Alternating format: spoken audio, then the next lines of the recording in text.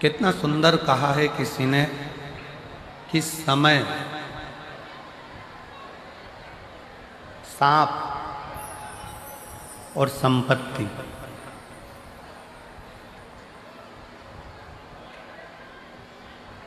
कितना सुंदर कहा है कि समय, सांप और संपत्ति, ये तीनों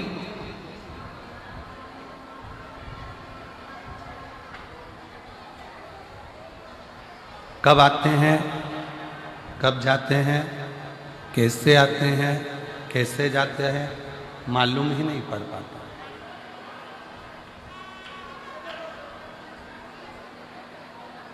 कैसे आएगा, कैसे जाएगा, कब आएगा, कब जाएगा, कैसे आएगा, कैसे जाएगा, यह कोई नहीं जानता। मेरी जीजियों, मेरे जीजाओं, मेरी बेटियों, बेटाओं, मेरी माताओं, मेरे भाई होंगे, कूड़ा डालते होंगे, मिट्टी पड़ी रहती होगी, कचरा पड़ा रहता होगा, कूड़ा पड़ा रहता होगा, गंदगी पड़ी रहती होगी।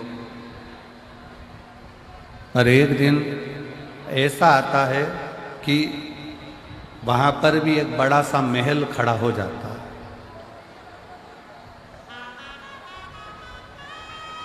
उसको बदलने में भी समय नहीं लगता, तुरंत बदल जाता।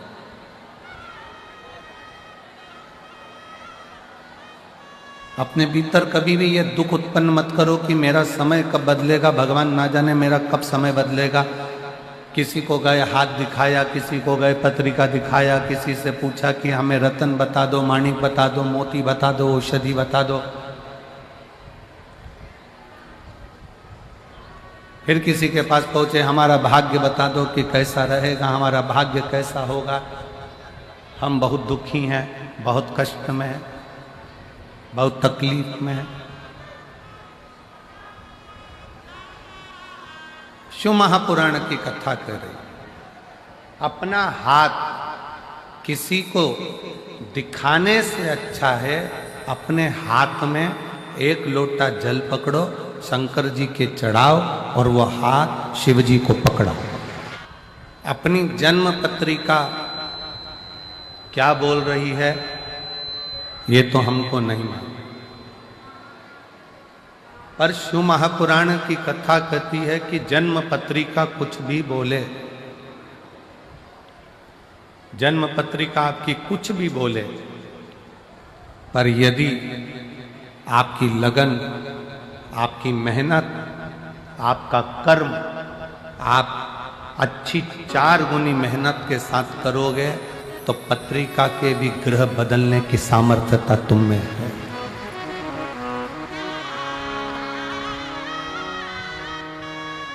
पत्रिका भी तुम बदल सकते हो, जन्म लग्न भी तुम बदल सकते हो, नक्षत्र भी तुम बदल सकते हो।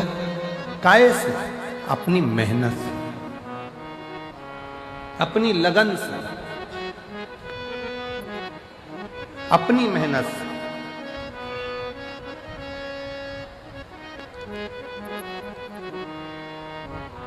दुनिया में ऐसा कौन सा काम है जो नहीं हो सकता? हम पहले भी कथा में कहे हैं, आज फिर कहते हैं, बस अपना कर्म करते चलो और भूलते चलो।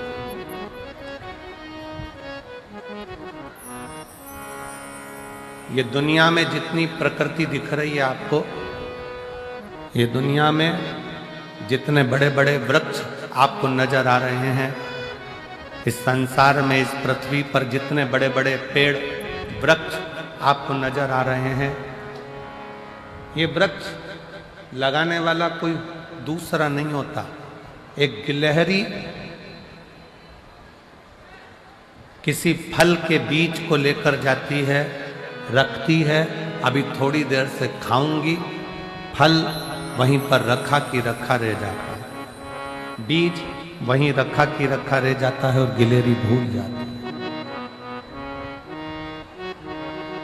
गिलहरी फिर किसी बीज को पकड़ कर लाती है, गिलहरी फिर किसी बीज को उठा कर लाती है, उसे रखती है, थोड़ी देर से खाऊंगी, और वो बीज वहीं पर भूल जाती है। आखिरी में होता क्या है, गिलहरी जो बीज भूल कर गई है वही बीज एक दिन वृक्ष का रूप ले लेता है और दुनिया में फल भी देता है और छाया भी देता है। एक गिलहरी बीज को रखकर भूल गई, पेड़ बन गया, वृक्ष बन गया, छाया भी हो गई, फल भी मिल गया। गिलहरी बीज रखकर भूल जाती है और वो पेड़ बन जाता है, वृक्ष बन जाता है, छाया भी मिलती है, फल भी मिलता है। उसी तरह शिव पुराण की कथा कहती है, संसार में अगर जन्म लिया है तो कुछ अच्छा कर कर, भूखे को भोजन कराकर, प्यासे को पानी पिलाकर, किसी बच्चे को शिक्षा की जरूरत है उसे उच्च शिक्षा दिलाकर, किसी को दवाई की जरूरत है उसको उच्च चिकित्सा दिलाकर आप भूल जाओ। भूलोगे एक ना एक दिन तुमने जिस बच्चे को पढ़ाया है, तुमने जिसकी दवाई औषधि कराई है, एक दिन वह आपके एहसान को चुकाएगा जरूर और आपके सामने आकर आपका कार्य करेगा।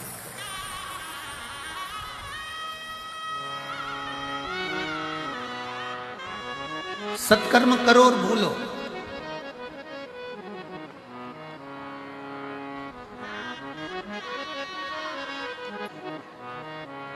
अच्छा कर्म करो और भूलो। सेनाई थोड़ा शांति रखो। अच्छा कर्म करो और भूलो, सत्कर्म करो और भूलो।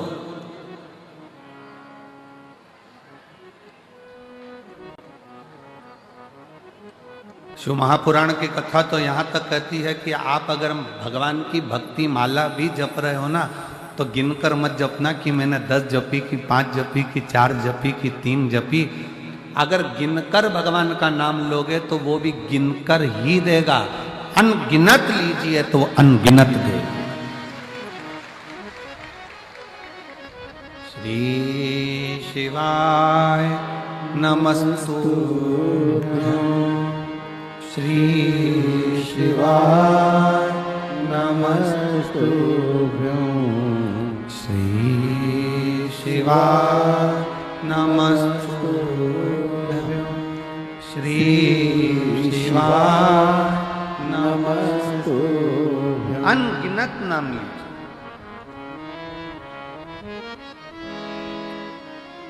अनगिनत। और जब आप अनगिनत नाम लोगे, 5 लिया कोई बात नहीं, 4 लिया कोई बात नहीं, 3 लिया कोई बात नहीं, 10 लिया कोई बात नहीं, गिनकर भगवान का भजन नहीं करना। गिनकर भगवान का भजन नहीं करना। मेरा नाम रानी है, मेरे पति का नाम ओम प्रकाश है और मैं अबोहर पंजाब से आई हूँ। कहीं बैठी हो तो हाथ हिला सकती हूँ। अबोहर पंजाब।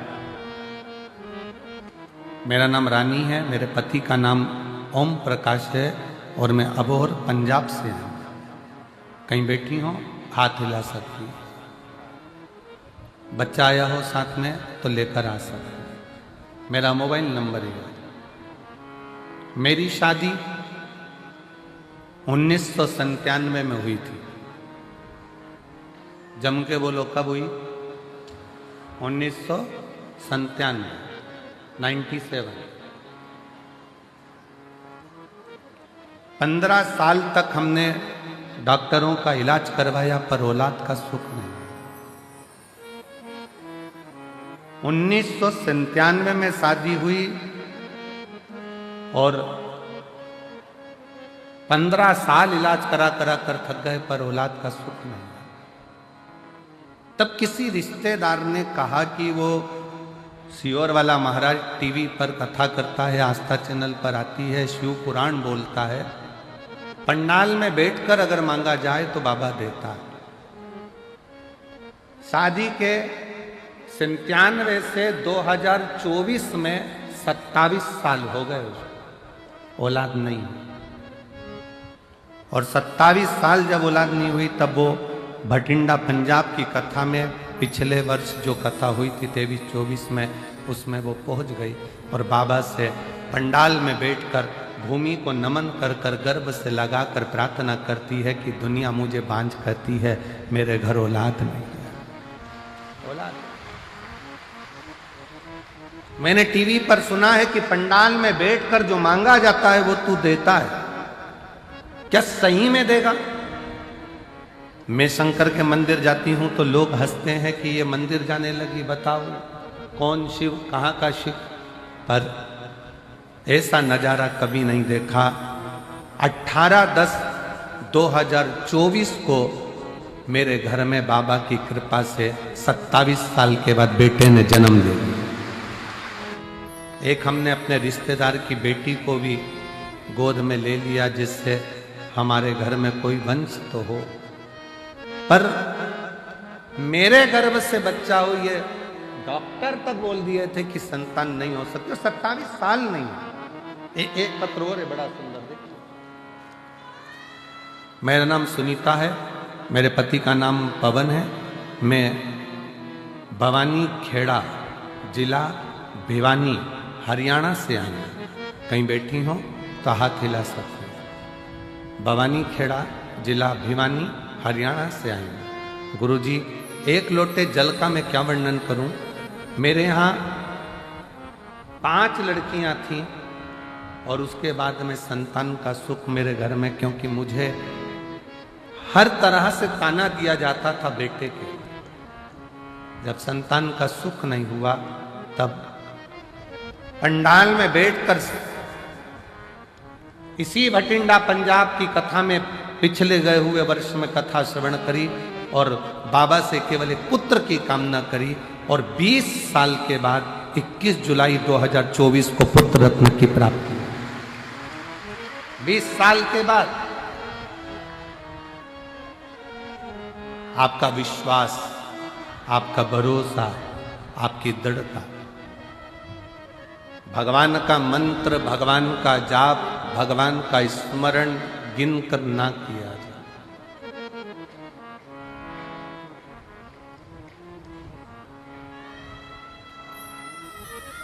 गिनकर नहीं।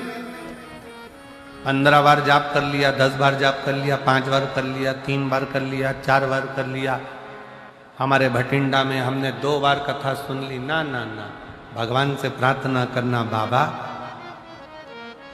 ऐसी करुणा करना, इतनी झोली भर देना कि अगली बार मैं कथा कराऊं भटिंडा में और बाबा को बुलाऊं कि तू कृपा।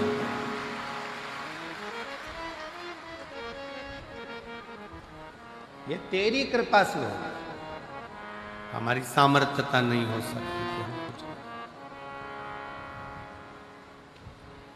उससे विनय कर, उसके आश्रित रहे। हाथ दिखाने से काम नहीं चलेगा, हाथ में एक लोटा जल पकड़कर शिव के मंदिर जाने से काम चढ़ेगा और अपनी मेहनत करने से काम चढ़ेगा। अपनी मेहनत। अब तुम परिश्रम करो ही नहीं, मेहनत करो ही नहीं और भगवान को दिन रात कोसते रहो कि भगवान मेरा काम नहीं हो रहा, भगवान मेरा काम नहीं हो रहा, भगवान मेरा काम नहीं हो रहा, भगवान मेरा काम नहीं हो रहा। दुकान नहीं चल रही है, दुकान से प्यार करो। फैक्ट्री नहीं चल रही है, फैक्ट्री से प्यार करो। किसी ने कह दिया तुम्हारा घर बेकार है, इसमें वास्तु दोष है, इसमें ये दोष है, उसमें वो दोष है, घर से प्यार करो। घर छोड़ने की तैयारी मत करो कि घर मेरे लिए बेकार है, ये दुकान मेरे लिए बेकार है, ये व्यापार मेरे लिए बेकार है, ये फैक्ट्री मेरे लिए बेकार है, ये दुकान मेरे लिए बेकार है, ये गाड़ी मेरे लिए बेकार। प्यार करो।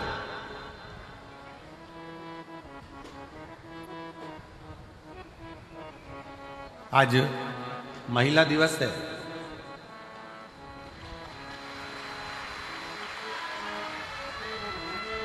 और मेरे देश की ही नहीं, संपूर्ण विश्व की मेरी माताओं को, मेरी जीजियों को और मेरी बेटियों को, मेरी बहनों को बहुत बहुत बधाई देता हूं आप सबको।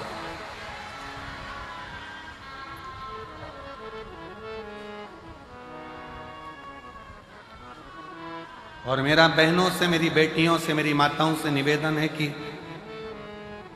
तुम कमजोर नहीं हो। अब आज के युग में नारी अबला नहीं है। आज के युग में नारी झांसी की रानी और अहिल्याबाई और जीजाबाई, अबला ना समझिए। एक पंजाब की एक बड़ी सुंदर सी, एक बहुत विश्वासपूर्ण एक फिल्म हमें आशीष जी ने थोड़ा सा उसका टेलर एक गीत सुनाया था, बीबी रजनी। रजनी बीबी है कि बीबी रजनी? बेबी रजनी। उसमें उस बेटी का हमने जो बीबी रजनी का जो जीवन लेख देखा, उसमें उसके घर के लोगों ने भी उसका विवाह एक ऐसे व्यक्ति से करा दिया था जिसके शरीर में ढेर रोग था, पर उसका विश्वास वाहेगुरु जी पर था, तो वो रोग भी उसका एक दिन समाप्त हो गया।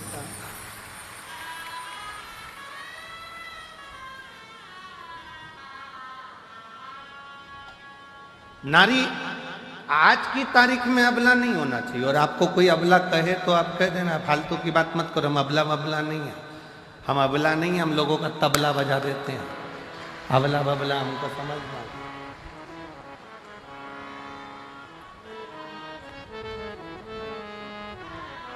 और पंजाब की बेटियों को देखकर आज पूरे भारत की बेटियों के लिए मैं माननीय राष्ट्रपति जी से भी और माननीय प्रधानमंत्री जी से भी और सारे पूरे प्रदेशों के मुख्यमंत्रियों से भी निवेदन करूंगा, जैसे पंजाब की बेटियां अपनी कमर में एक कटार, हाथ में कड़ा रखती हैं, वैसे भारत की प्रत्येक बेटी के कमर में कटार होना जरूरी है।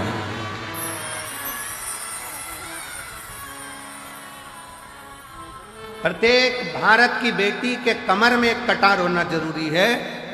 नहीं तो जो अभी उत्तर प्रदेश की एक लीला देखने को मिली, 4 लड़के एक 14 साल की बच्ची को लेकर गए, 2 महीना 1.5 महीना उसके साथ में गलत कृत्य किया। जब उसे होश आता था तब उसके साथ गलत कृत्य करते थे। उसके हाथ में ओम लिखा था तो एसिड डालकर हाथ जला दिया। खाने को भूख लगती 1.5 महीने तो उसको मांस खाने को दिया जाता, और जब होश आता फिर उसके साथ गलत कृत्य होता। मेरा निवेदन है शासन प्रशासन से, आने वाले समय में हर बेटी के कमर में कटार डाल दीजिए, जो गुरु नानक देव जी ने ज्ञान दिया है वो धारण करो। तो माने कि महिला दिवस है, केवल महिला दिवस पर पोस्ट कर देने से महिला दिवस नहीं होता। और मेरी जीजियों, तुम्हारी प्रबलता बरकरार रखना, क्योंकि तुम मेरी बहन हो।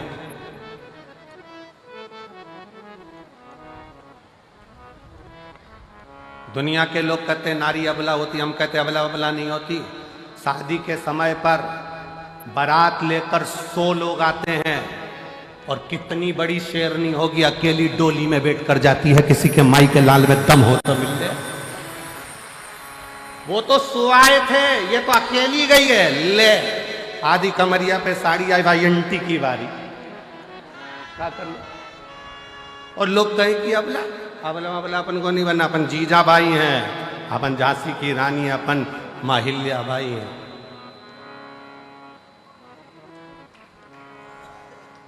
डरना नहीं है। भगवत स्मरण में एक स्त्री में वो बल होता है। वो कहे एक गुलदस्ते को सजाने के लिए 1000 फूल की जरूरत होती है, एक समुद्र को भरने के लिए 1000 बूंद की जरूरत होती है, और अपने घर को स्वर्ग बनाने के लिए एक स्त्री की जरूरत होती है। वो नारी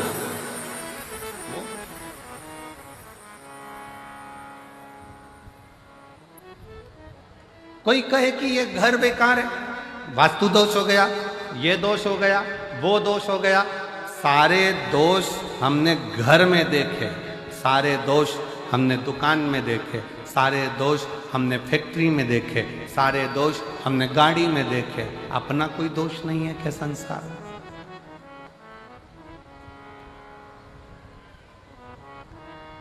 अपना भी तो दोष देखिए।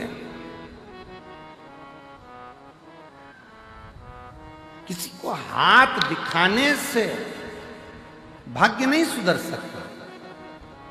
इस हाथ से मेहनत करना पड़ेगा, थोड़ा परिश्रम करना पड़ेगा।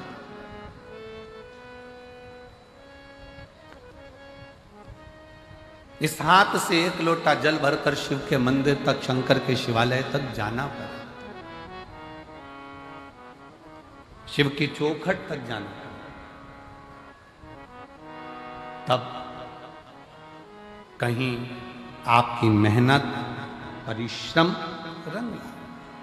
समय, सांप और संपत्ति, ये तीन कब आते हैं कब जाते हैं पता नहीं पड़ता। सांप दिखेगा और गायब हो जाएगा, कब आएगा कब जाएगा मालूम नहीं पड़ेगा। संपत्ति, धन आज है कल नहीं, किसको मालूम?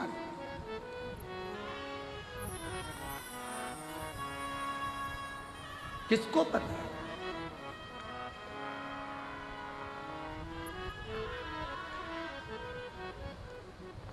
महाराज,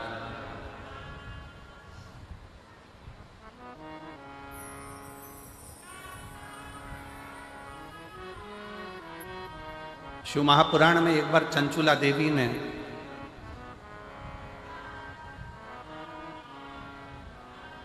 शिव पुराण की कथा सुनते सुनते तुमरुका जी से एक प्रश्न किया।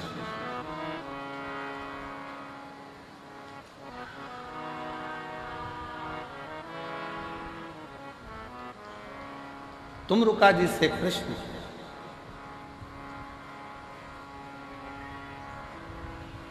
और तुमरुका जी से चंचुला देवी ने प्रश्न किया कि तुमरुका जी, इस लोक में करा जाए और परलोक में उसका सुख मिले, ये हो सकता है?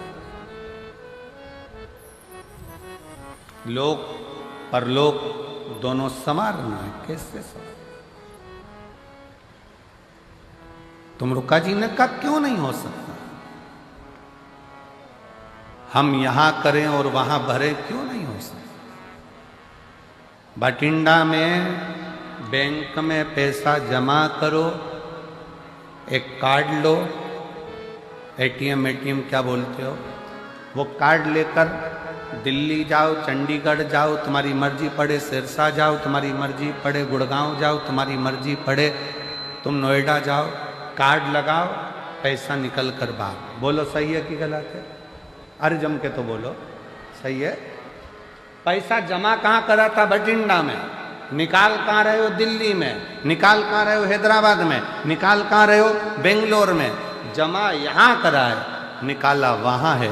उसी तरह शिव महापुराण की कथा कहती है, अपने जीवन में मानव का जो शरीर है ये पुण्य को जमा करने के लिए है और निकालने के लिए फिर अगली जो योनियां है उसमें हम निकाल 83,99,999 योनियां काटने के बाद ये 84 लाखवें नंबर की जो योनि है, ये मानव की शरीर, ये 84 लाखवें नंबर का। ये क्यों मिला है? व्यर्थ कमाने के लिए नहीं। अपना कर्म करो, परिवार, कुटुंब, नाते, रिश्ते। कोई तुमसे कह दे तुम संत बन जाओ, बिल्कुल मत बनना। मना कर देना, सीवर वाला महाराज मना करा, हमारा भाई बोल कर गया था, हमारा, बिल्कुल बोल देना। और जितने जीजा बैठे हैं, अगर ये मन में सोचे कि हमें संत बनना है तो कह देना कि हमारा साला बोल कर गया था बठिंडा में आके। तो सीवर वाला महाराज आया था ना, हमारी पत्नी का भाई है और हमारा साला बोल कर गया है। संत नहीं बनना, साधु नहीं बनना, सन्यासी नहीं बनना, तपस्वी नहीं बनना, बाबा जोगी नहीं बनना, हमें तो अच्छा गृहस्थी बनना है। हम अपने घर में जितने लोगों के साथ रह रहे हैं उनके साथ स्माइल देकर रहते रहें और उनका भरण पोषण करते हुए अपनी जिंदगी मंजिल तक पहुंच जाएं। ये सबसे बड़ा आश्रम होता है गृहस्था आश्रम। घर में रहकर भजन करना कठिन है, बहुत कठिन।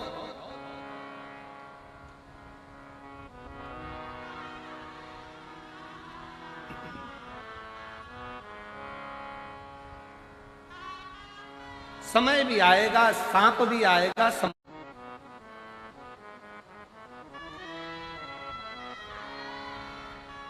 क्या इस लोक में किया गया परलोक में प्राप्त हो सकता? क्यों नहीं? करो।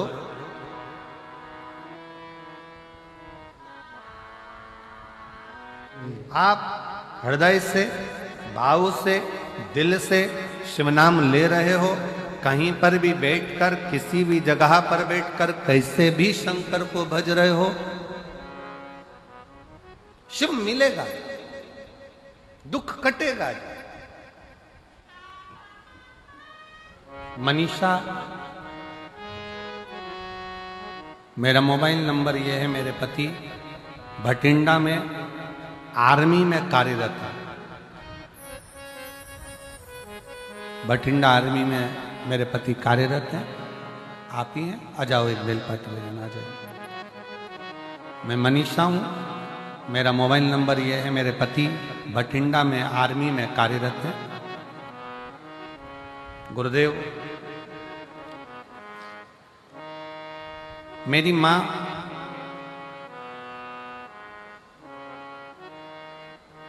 की तबीयत ज्यादा खराब हो गई।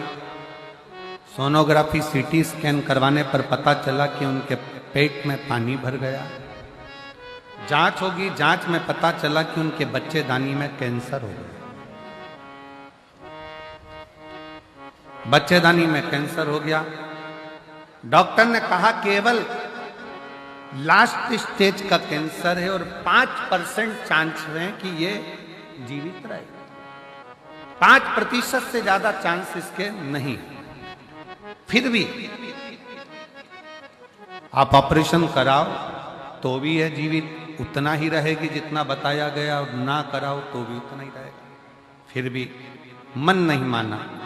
हमने डॉक्टर साहब से कहा कि आप ऑपरेशन की तैयारी। मेरी माँ ने कहा भले तुम ऑपरेशन कराओ, डॉक्टर ने कह दिया कि मैं तो 2-3 महीने की मेहमान हूं, पर एक काम जरूर करो कि मुझे शंकर जी के मंदिर में 1 लोटा जल चढ़ाकर जल लाकर दो और बेलपत्र लाकर दो, मैं खाना प्रारंभ करूं। गुरुदेव, 1 लोटा जल शिव जी को चढ़ाना प्रारंभ करा, बेलपत्र लाकर खिलाना प्रारंभ करा। डॉक्टर ने ऑपरेशन कर कर भी कह दिया था कि यह 5% है, ये इतना महीना, साल 2 साल नहीं निकाल सकती। 2 से 3 महीने निकालने की बोली थी। आज बाबा की कृपा से मेरी माँ रुद्राक्ष का जल और 1 बेलपत्र से पूर्ण तरह से स्वस्थ हो गई है और उसका शरीर काम करने लगा और आज साल हो गया। जहां 2 महीने दिए गए थे, 3 महीने दिए गए थे, वो 3 महीना, वो 2 महीना कहां गया? सालों। उसकी शरणागति, उसका भजन। आप बैठे जरूर हो कथा में, अगर दिल से, हृदय से शिव नाम को जपते हुए, भगवान स्वयं शंकर जी कह रहे हैं, स्वयं शिव ओगढ़दानी, स्वयं शंकर भगवान की पवित्र कथा कहती है। भगवान नारायण स्वयं कह रहे हैं कि हे ब्रह्मा जी, ये सोचना बंद कर दो कि तुम सृष्टि की रचना कर रहे हो। सृष्टि की रचना करने वाला तो केवल एक है और वो देव अधिदेव महा शिव है। केवल शिव, उसके सिवाय कोई नहीं। भगवान शंकर के सिवा कौन कर सकता? पर ब्रह्मा जी के मन में संकोच उत्पन्न हो गया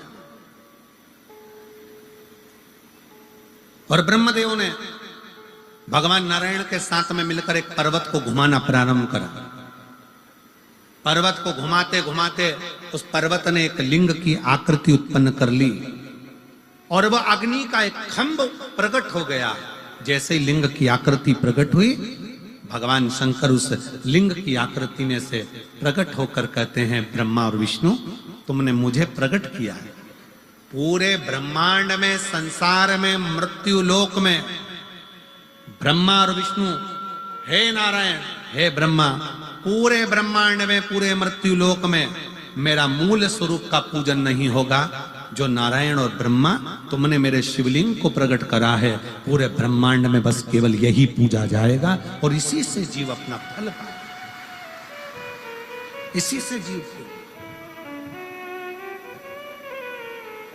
अब कई लोग गलत गलत विचारे कर लेते हैं, कई लोग गलत विचारों में पड़ जाते हैं, गलत सोच में पड़ जाते हैं। कोई कुछ कह देता है, कोई कुछ कह देता है। कोई कहता है शंकर जी पे चढ़ा हुआ जल मत पियो, कोई कहेगा बेलपत्र मत खाओ, कोई कहेगा ये मत करो।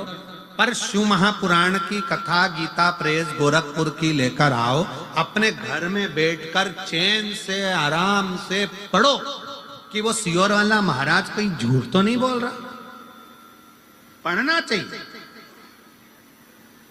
आप लोग शिव महापुराण की कथा सुनते हो तो थोड़ा अगर विश्वास है तो एक आदत पढ़ो कि जितनी जितनी चीजें सियोर वाला महाराज व्यासपीठ पर बैठ के बताए कि दुर्वा का ऐसा प्रयोग करो, काली मिर्ची ऐसे चढ़ाओ, बेलपत्र ऐसे चढ़ाओ, बेलपत्र का प्रयोग ऐसे करो, इस तरह से भगवान की भक्ति करो, ये शंकर जी पे चढ़ा हुआ जल का आचमन करो, बेलपत्र को प्रसाद के रूप में पाओ।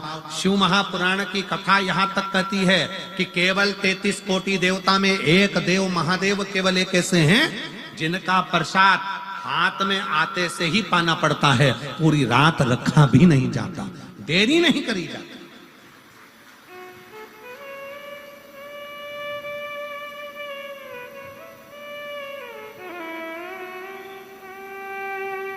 शिव के प्रसाद को केवल ये आप लोग आते हो, बेलपत्र लेते हो, ये 7 दिन की बेलपत्र में जो हम लोग यहाँ बेलपत्र व्यासपीठ से अब तो बहुत कम देना चालू करा। पहले तो बहुत देते थे बेलपत्र, अब तो बिल्कुल ना के बराबर कर दिया, क्योंकि भीड़ ज्यादा हो जाती है, लोग कष्ट भोगते हैं, धक्का धुक्की होती है, ये सब बंद कर दिया।